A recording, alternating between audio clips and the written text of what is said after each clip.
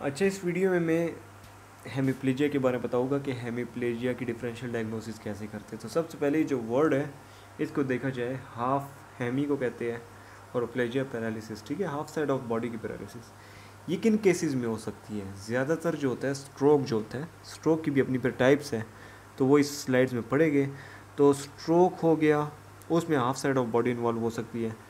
इसके अलावा spinal cord की कोई इंजरी हो, जैसे कि हमने पढ़ा था ब्राउन सेक्वर्ड सिंड्रोम, तो वो अगर हो जाए तो उसमें हेमी सेक्शन हो जाता है। या इसके अलावा कोई और ऐसी कंडीशन जिसमें half side of spinal cord cut लग जाए, तो इन केसेस में क्या हो सकता है, half side of body paralyse हो सकती है। तो इन कंडीशंस को हमने डिफरेंशियली डायग्नोज करना है। स्ट्रोक की अपनी अपनी टाइप्स होती है, उनको डिफरेंशियली डायग्नोज करना है। तो इस वीडियो में हम सारा उसके बारे में पढ़ेंगे। तो इसमें ये सारी कंडीशंस अभी पढ़ते हैं। तो सबसे पहले सिम्टम्स और फिर साइंस ऑफ हेमिप्लीजिया।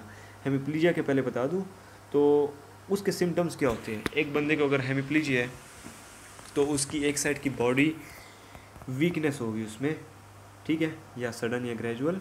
इसके अलावा हेडेक, वॉमिटिंग फिट्स भी हो सकते हैं और पेशेंट में बिकम अनकॉन्शियस। इसके अलावा TIA की हिस्ट्री भी हो सकती है, क्योंकि TIA can lead to ischemic stroke. Smoking, hypertension, ischemic heart disease can be present too. इसके अलावा फैमिली हिस्ट्री ऑफ हेमिप्लीजिया। तो ये अगर कंडीशंस के साथ बंदा आ रहा है तो हम लोगों के जहन में आ सकते हैं कि इस बंदे को जो है हेमिप्लीजिया हुआ है। तो ये सिम्टम्स है। सिम्टम्स वो चीज़ होती है जो कि हम लोग देख नहीं सकते, जो कि पेशेंट हमें बताता है उस कंडीशन के रिलेटेड।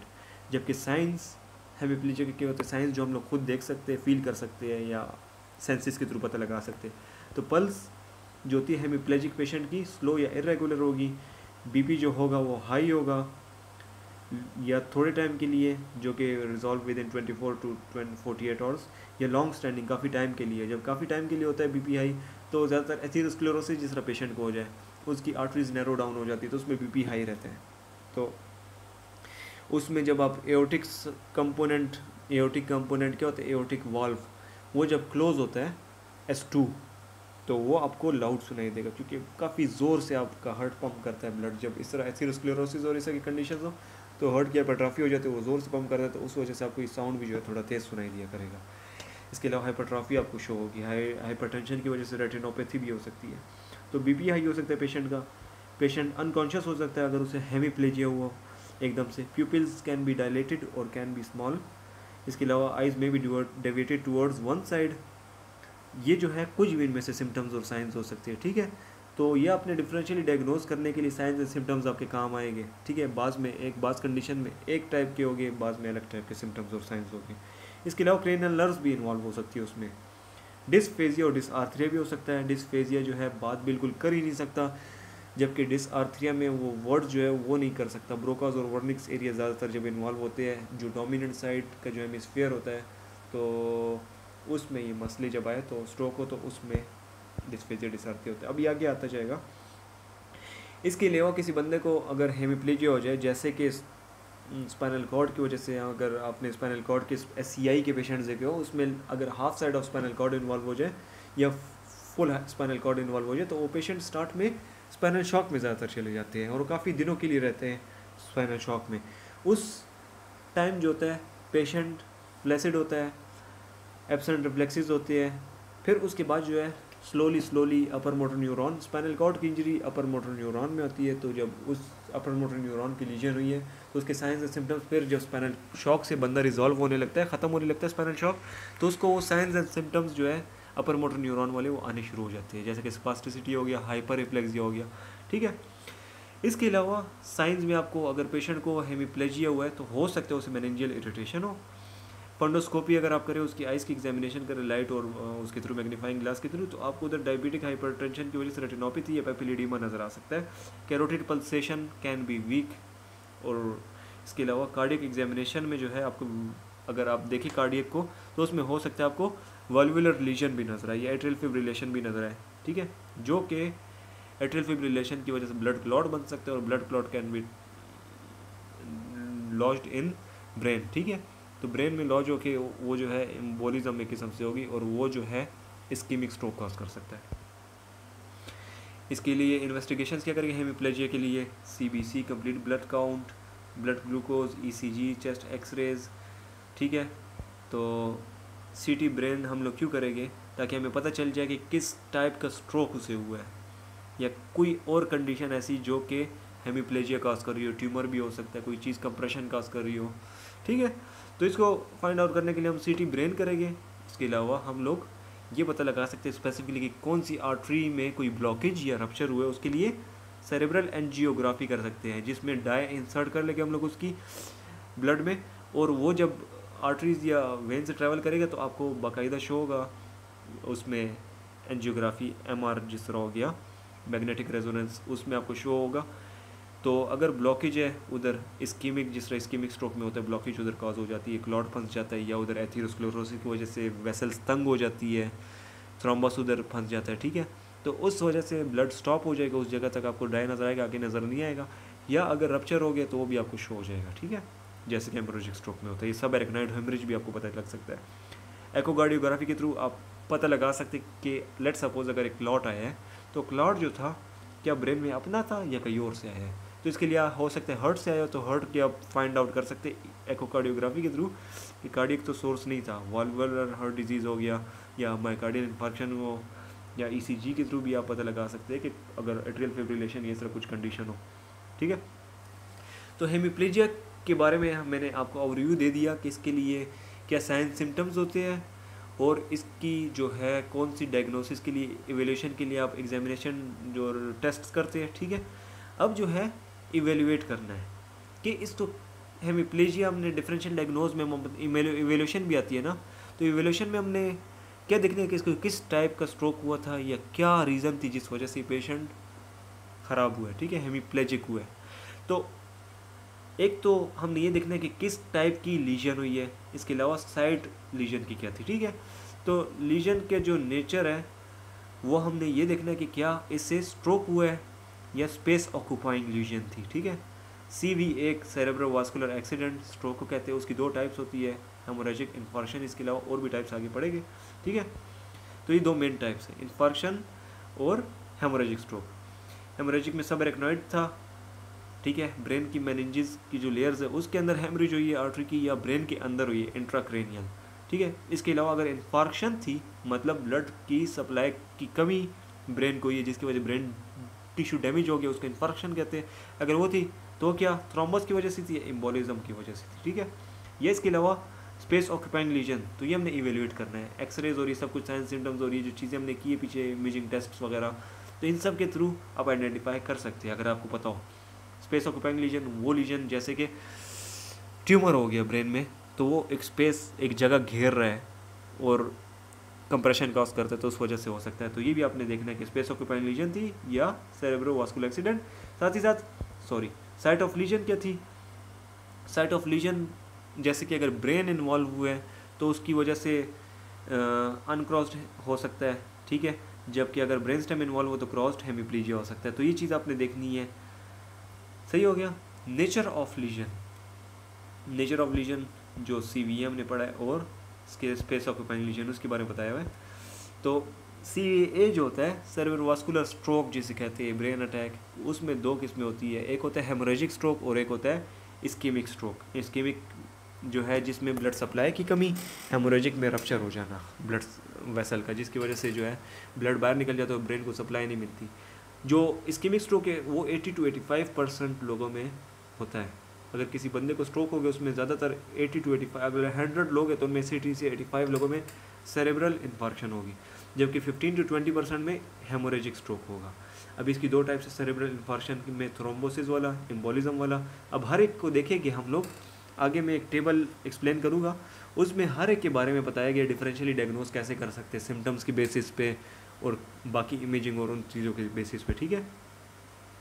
इसके अलावा ट्रांजिट इस्कीमिक अटैक या ट्रांजिट इस्कीमिक स्ट्रोक क्या होता है, स्ट्रोक की तरह ही साइंस एंड सिम्टम्स, लेकिन वो 24 आवर से कम के लिए रहे और फिर ख़त्म हो जाए, वापस ठीक हो जाए, बंदा नॉर्मल पे आ जाए। ये कब होता है, जब आपकी ब्लड वेसल्स बहुत नैरो हुई होती है, ठीक है, या उसमें एम्बोलिज्म ऐसा क्लॉट फंस जाए जो कि थोड़ी देर बाद वापस उधर से हट जाए। तो उस केस में क्या होता है, थोड़ी देर के लिए आपको स्ट्रोक होता है और वापस बंदा ठीक हो जाता है। इसके अलावा stroke in evolution, let suppose किसी बंदे को, अगर अभी आगे पढ़ेंगे, थ्रोम्बस वाला जो स्ट्रोक होता है उसमें उसके साइंस एंड सिम्टम्स स्लोली आते हैं, पहले एक जगह इन्वॉल्व हुई, दूसरी जगह इन्वॉल्व हुई, तीसरी जगह इन्वॉल्व हुई, तो स्लोली जो है साइंस एंड सिम्टम्स होते हैं। तो स्ट्रोक इन इवोल्यूशन वक्त के साथ साथ स्ट्रोक ज़्यादा हो रहा होता है, 1 से 2 हफ्तों में कंप्लीट होता है, ठीक है। और ये स्पेस ऑक्यूपाइंग लीजन की तरह रिजेंबल करता है। जैसे कि ट्यूमर किसी बंदे को जो है तो पहले छोटा होता है तो थोड़े से साइंस एंड सिम्टम्स होते हैं, फिर ज़्यादा बड़ा होता है तो वक्त के साथ साथ ज़्यादा होता है ना वो। तो इसके अलावा कंप्लीट स्ट्रोक, जैसे कि अगर हेमरेज हो जाए तो एकदम से उसी टाइम जो है कंप्लीट स्ट्रोक हो जाता है, उसके बाद एक्स्ट्रा साइंस एंड सिम्टम्स बाद में फिर नहीं आते, उसी टाइम जो आने होते आ जाते हैं। सेरेब्रल थ्रोम्बोसिस, अब जो CVA की हमने 2 टाइप्स पढ़ी है, इस्कीमिक स्ट्रोक और हेमोरेजिक स्ट्रोक। इसमें अब एक को देखते हैं, थ्रोम्बोसिस को, फिर एम्बोलिज्म को, और इनको देखते हैं, ठीक है। तो अगर एक बंदे को सेरेब्रल थ्रोम्बोसिस की वजह से स्ट्रोक हो रहा है तो थ्रोम्बस क्या होता है कि सबसे ब्लड क्लॉट ही हो सकता है या कोई और ऐसी चीज़ जो एथेरोस्क्लेरोटिक प्लेक जो होता है उसके ऊपर जब ब्लड क्लॉट बन जाता है तो वो थ्रोम्बस कहलाता है, सही है। अब एक बंदे को एथेरोस्क्लेरोसिस हुई हुई है, वेसल्स के अंदर प्लेक्स बने हुए हैं, तो उसकी वजह से वेसल्स नैरो डाउन हो जाती है। ब्रेन में जब इस तरह नैरोइंग हो जाए और उसमें लेट सपोज अगर उधर कोई एथेरोस्क्लेरोटिक प्लेक उधर से डिसलॉज हो जाए तो वो उधर नैरोइंग और ब्लड को इम्पीड कर सकता है, रोक सकता है। तो जिस वजह से सिम्टम्स क्या आएंगे, ज़्यादातर ये जो थ्रोम्बस वाला जो स्ट्रोक होता है, इस्कीमिक स्ट्रोक, ये ज़्यादातर स्लीप के वक्त पेशेंट को आता है। इसके अलावा इसकी वीकनेस जो होती है वो स्लोली वक्त के साथ साथ आती है, इसलिए मैंने कहा स्ट्रोक इन इवोल्यूशन की मैंने एग्जांपल में ये दिया। इसके अलावा may be preceded by several TIAs, इससे पहले हो सकते हैं उसे ट्रांजिएंट इस्कीमिक अटैक्स काफ़ी ज़्यादा आए हो, ठीक है। May have stroke in evolution बता दिया मैंने। डिस्फेजिया, अगर लेट सपोज अगर आप राइट हैंडेड है, आपका डोमिनेंट साइड राइट है, तो आपका जो लेफ्ट हेमिस्फीयर है वो इस राइट साइड को कंट्रोल कर रहा है ना, तो लेफ्ट हेमिस्फीयर आपका डोमिनेंट हुआ जो कि इस राइट साइड को कंट्रोल कर रहा है, राइट बॉडी को। तो आपका जो डोमिनेंट हेमिस्फीयर होता है उसमें जो है ब्रोकाज और वर्निक्स एरिया होता है, ठीक है, ज़्यादातर लोगों में। तो जिस अगर डोमिनेंट एरिया में अगर आपको स्ट्रोक हो जाए तो आपको डिस्फेजिया हो सकता है या डिसआर्थरी हो सकता है, या आप वर्ड्स नहीं बना सकते, ठीक है। Loss of consciousness is uncommon, लेकिन अगर बड़ा इन्फार्क्शन हुआ है तो उसमें फिर हो सकता है लॉस ऑफ कॉन्शियसनेस, और सेरेब्रल एडिमा भी हो सकता है, ठीक है। ये प्लेग बताया हुआ है। साइंस के बारे में देखते हैं, साइंस क्या है। हेमिप्लीजिया इज़ यूजुअली अनक्रॉस्ड, ठीक है। अनक्रॉस्ड और क्रॉस्ड हेमिप्लीजिया के बारे में आपको बता दूं कि क्रॉस्ड किस कहते हैं और अनक्रॉस्ड किस कहते हैं। जब आपका ब्रेन इन्वॉल्व होता है, ठीक है, आपके ब्रेन की एक साइड में स्ट्रोक हो गया, कुछ हो गया है, जिस वजह से उधर की जो अपोजिट बॉडी साइड है वो इन्वॉल्व होगी ना। लेट सपोज राइट साइड के ब्रेन में स्ट्रोक हुआ है तो आपकी लेफ्ट साइड की बॉडी इन्वॉल्व होगी। साथ ही साथ अगर ब्रेन ने क्रेनियल नर्व्स को भी इन्वॉल्व कर दिया है तो क्रेनियल नर्व्स जो है कौन सी साइड की इन्वॉल्व होगी, राइट साइड की, क्योंकि डिकसेशन किधर होती है, मेडुला में, ठीक है। मेडुला से पहले क्रेनियल नर्व्स की हो जाती है, ठीक है। तो अगर ब्रेन में स्ट्रोक हुआ है तो लेट सपोज अगर राइट साइड में स्ट्रोक हुआ है तो आपको दोनों कंडीशंस किस साइड की नजर आएगी, लेफ्ट साइड की। क्रेनियल नर्व्स भी लेफ्ट साइड की इन्वॉल्व होगी और बॉडी भी जो है लेफ्ट साइड की इन्वॉल्व होगी। लेकिन अगर ब्रेन स्टेम में स्ट्रोक हो गया, ब्रेन स्टेम की कोई इन्फार्क्शन या लीजन हो गई है, तो उस केस में क्या होगा कि उसी साइड की, लेट सपोज राइट साइड का ब्रेन स्टेम, राइट साइड का मेडुला अफेक्ट हो गया है, ठीक है। तो राइट साइड का जब ब्रेन मेडुला अफेक्ट हुआ है तो उसकी वजह से जो क्रेनियल नर्व्स अफेक्ट होगी वो राइट साइड की होगी, जबकि जो बॉडी अफेक्ट होगी वो लेफ्ट साइड की होगी। तो ये बात तो पता चल गई, मतलब ब्रेन में जो है अपोजिट साइड होती है, लेकिन क्रेनियल नर्व्स और जो बॉडी थी वो एक ही साइड की थी, लेफ्ट साइड की थी दोनों। तो दोनों एक साइड पे थे तो ये क्रॉस्ड ना हुआ, अनक्रॉस्ड हुआ, ठीक है।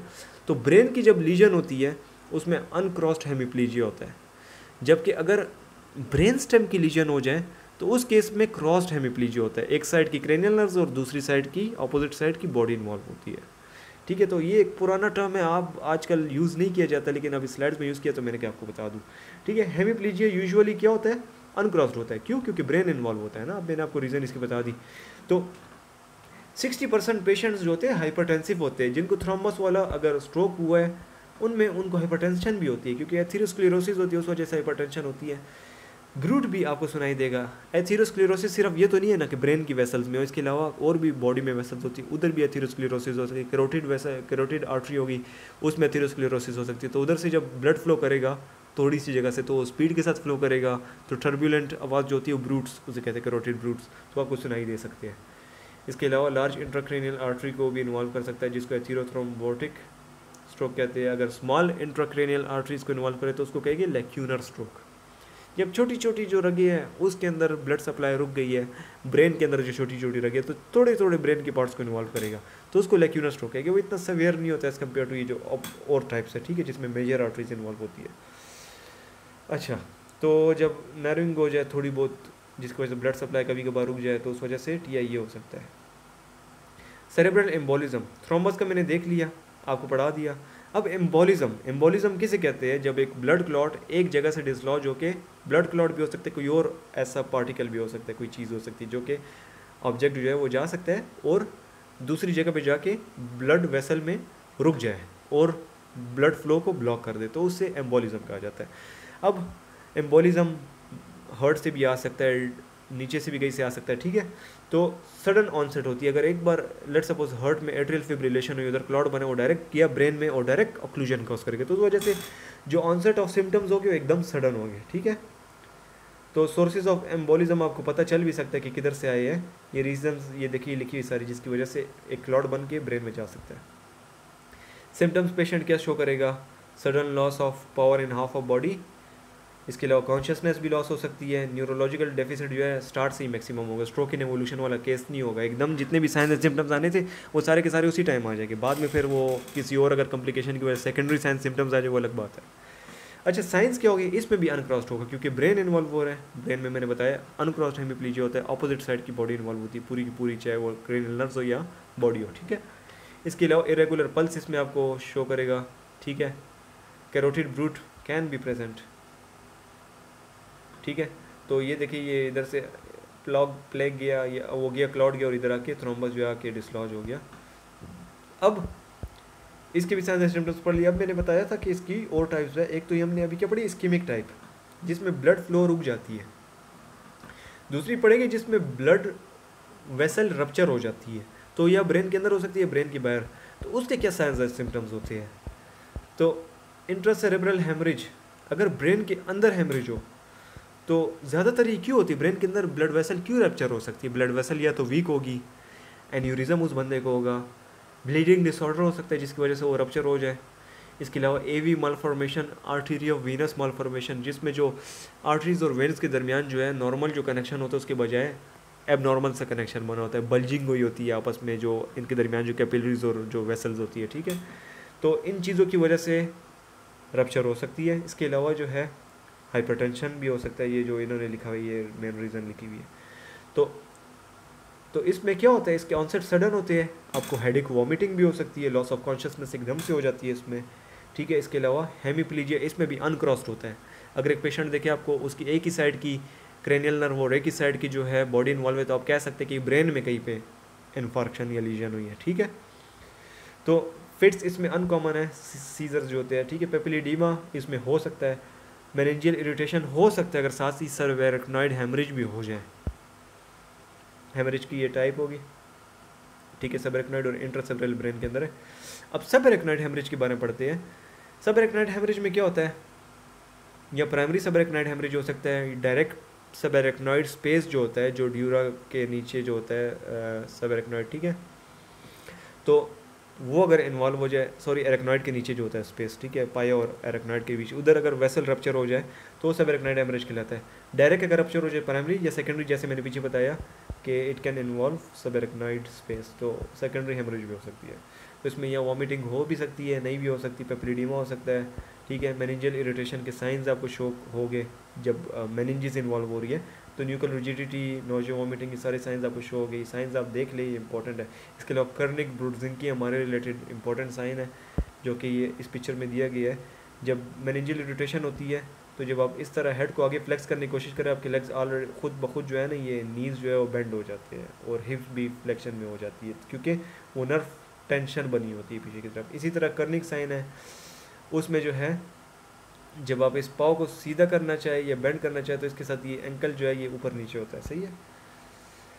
अच्छा, अब इस टेबल में सारी उसकी समरी दी गई है, जो स्ट्रोक की टाइप्स थी उसकी समरी दी गई है कि अगर आपने डिफरेंशियल डायग्नोस करने एक पेशेंट से आप हिस्ट्री लेके सब कुछ पूछेंगे तो आपको पता चल सकता है। अगर टाइप ऑफ आंसर, ये सारी वही बातें की हुई है जो मैंने अभी पीछे बताई है, फिर से एक्सप्लेन करने की कोई रीज़न नहीं बनती, ठीक है।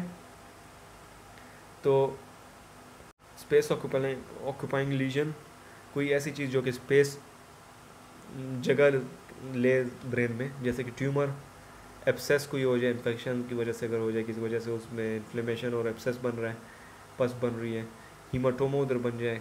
इसके अलावा आर्टीरियो वीनस मेलफॉर्मेशन, जैसे मैंने बताया वो जगह घेरती है, बल्जिंग आर्टरीज और वेंस के दरमियान वो जो कनेक्शन होता है वो बल्जिंग वाला होता है, तो वो जगह घेर सकता है, जिसकी वजह से ब्रेन इन्वॉल्व हो सकता है और हेमीप्लीजिया हो सकता है। तो हिस्ट्री ऑफ ग्रेजुअल वीकनेस, ये वक्त के साथ साथ स्लोली होता है, तो ग्रेजुअल वीकनेस होती है। हेडेक और वॉमिटिंग और प्रोमिनेंट फीचर्स, हेडेक होती है क्योंकि स्लोली हो रहा है तो ब्रेन में सर दर्द करता है, सॉरी, ठीक है। इसके अलावा हिस्ट्री ऑफ ट्रॉमा भी हो सकता है हीमोटोमा के केस में। इसके अलावा फीवर और ईयर डिस्चार्ज किसके केस में हो सकता है, एब्सेस अगर हो, ठीक है। इसमें पल्स स्लो हो सकती है। पल्स क्यों स्लो हो सकती है? पल्स जब आप फील करेंगे तो आपको स्लो मिलेगी, क्योंकि इंट्राक्रेनियल प्रेशर ज़्यादा होता है अंदर की तरफ जब दिमाग में स्पेस वो ज़्यादा घेर ये जगह, तो ब्रेन और वो जो इंट्राक्रेनियल जो जगह है उसमें स्पेस कम है, जबकि उधर जो है मैटर ज़्यादा होता जा रहा है, तो जिसकी वजह से अंदर प्रेशर क्रिएट होता है, तो उस वजह से ब्लड ऊपर जाता है, उसके इतना उसकी पल्स आपको तेज़ नहीं फील होगी, ठीक है। पेपिलिडीमा इसमें हो सकता है।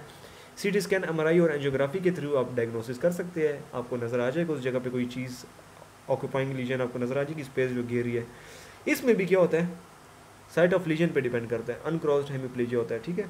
अब अच्छा, साइट ऑफ लीजन की बात कर रहे हैं कि साइट ऑफ लीजन सबसे पहले हमने देखा, ये सब हमने क्या पढ़ा, मैं डायरेक्ट उस पर जाता हूँ स्लाइड पे, ये इवेल्यूशन, हेमीप्लीजिया की इवेल्यूशन में हमने दो चीज़ें देखी। एक से पहले ये देख लिया कि कौन से टाइप का स्ट्रोक है, कौन से टाइप का मसला है, लीजन क्या है जिसकी वजह से हेमीप्लीजिया हुआ है।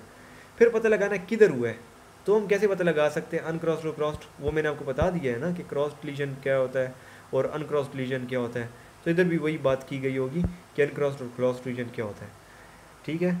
तो अच्छा, अब आगे जाते हैं, कोरोना रेडिएटा के बारे में बताया है, ये जगह भी इन्वॉल्व हो सकती है। कोरोना रेडिएटा क्या होता है, ब्रेन में न्यूरॉन्स होते हैं, न्यूरॉन्स जब नीचे की तरफ जाते हैं तो वो इस तरह का नेटवर्क देखे, इस तरह आपको नजर आएगी न्यूरॉन्स इस तरह जा रहे लाइंस में, तो ये कोरोना रेडिएटा है। इसमें कई जगह इन्वॉल्व हो जाए तो क्या हो सकता है, थोड़े से मसल भी इन्वॉल्व हो सकते हैं या पूरी बॉडी की हाफ साइड भी इन्वॉल्व हो सकती है, जबकि इंटरनल कैप्सूल से गुजरते ये सारे न्यूरॉन्स, इंटरनल कैप्सूल कितनी छोटी सी जगह और इधर से इतने ज़्यादा न्यूरॉन्स को गुजरना पड़ता है, तो मतलब सारे कंडेंस्ड है। अगर इधर कहीं पे लीजन हो जाए तो symptoms half of the body में आएंगे, सही है, इधर ये बताया हुआ है। अगर मोटर कोर्टेक्स इन्वॉल्व हो जाए तो उसके सिम्टम्स आपको नज़र आएंगे अलग, ठीक है। अच्छा, अब क्रॉस्ड हेमीप्लीजिया, जैसे कि मैंने बताया ब्रेन स्टेम के लीजन हो जाए तो उसमें क्रॉस्ड हेमीप्लीजिया होता है, उसी साइड की क्रेनियल नर्व्स इन्वॉल्व होगी और अपोजिट साइड की बॉडी इन्वॉल्व होगी, सही हो गया। तो ये हम लोग जब आपको एक पेशेंट आए और ओके यार मेरी ये साइड इन्वॉल्व होगी और दूसरी साइड की बॉडी, तो आपको तो समझ आ जाएगी इसको क्रॉस ने मतलब ब्रेन स्टेम इन्वॉल्व है। लेकिन ब्रेन स्टेम में कौन सा पार्ट इन्वॉल्व है वो आप कैसे पता लगा सकते हैं, अगर कौन सी क्रेनियल नर्व में डेफिसिट आ रहा है उसकी बेसिस पे आप पता लगा सकते हैं, कैसे कि थर्ड और फोर्थ क्रेनियल नर्व जो होती है अगर उसके फंक्शन में मसला आ रहा है तो ये मिड ब्रेन से अराइज होती है, तो आपको पता चल जाता है कि मिड ब्रेन का इसका मसला है। अगर इसके बाद जो है 5th 6th 7th 8th cranial nerve है तो वो मेडुला से होती है, और उसके बाद जो जितनी नर्व है, सॉरी वो पॉन से होती है, और उसके बाद जो जितनी नर्व है वो मेडुला से होती है, ठीक है। तो थर्ड और फोर्थ क्रेनियल नर्व जो होती है, थर्ड का क्या फंक्शन है, थर्ड की जब पालसी हो जाए तो पेशेंट आपके पास किस साइंस के आता है, डिप्लोपिया से होगा, डबल विजन होगी, उसे टोसिस होगी, आईलिड ड्रॉप होगी, eye ball down and out inferior oblique muscle की वजह से, ठीक है। इसके अलावा एबनॉर्मल एकोमोडेशन रिफ्लेक्स, ठीक है, प्यूपिल्स डायलेट और कंस्ट्रिक्ट नहीं हो सकेगी। सुपीरियर ऑब्लिक मसल क्या करता है, वो इसमें ठीक होता है क्रेनियल नर्व 3 में, जबकि इसमें इंफीरियर ऑब्लिक की पैरालिसिस हो जाती है जिसकी वजह से ही मसला होता है, ठीक है। अब ये ट्रोक्लियर नर्व में क्या होता है, ट्रोक्लियर नर्व में सुपीरियर ऑब्लिक को इनोवेट करता है मसल को, ठीक है, SO4 cranial nerve number 4 trochlear, जो कि सुपीरियर ऑब्लिक को इनर्वेट करती है। तो ट्रोक्लियर नर्व पल्सी में उसकी आई जो है मीडियली और डाउनवर्ड की तरफ रोटेट कर जाती है। अब पॉन से कौन कौन सी नर्व गुजरती है, 5th 6th 7th 8th, तो उनके मसले हो तो वो शो करता है, ठीक है। ट्राइजेमिनल नर्व के अपने लिखा हुआ है उसके क्या सिम्टम्स हो सकते हैं, इसी तरह एब्ड्यूसेंट नर्व के अपने सिम्टम्स हो सकते हैं, फेशियल नर्व के अपने सिम्टम्स होते हैं, ये आप लोग देख ले, इसमें इतना कुछ वो नहीं है, फंक्शन है सिंपल, तो इसकी बेसिस पे आप डिफ्रेंशिएट कर सकते हो, ठीक है।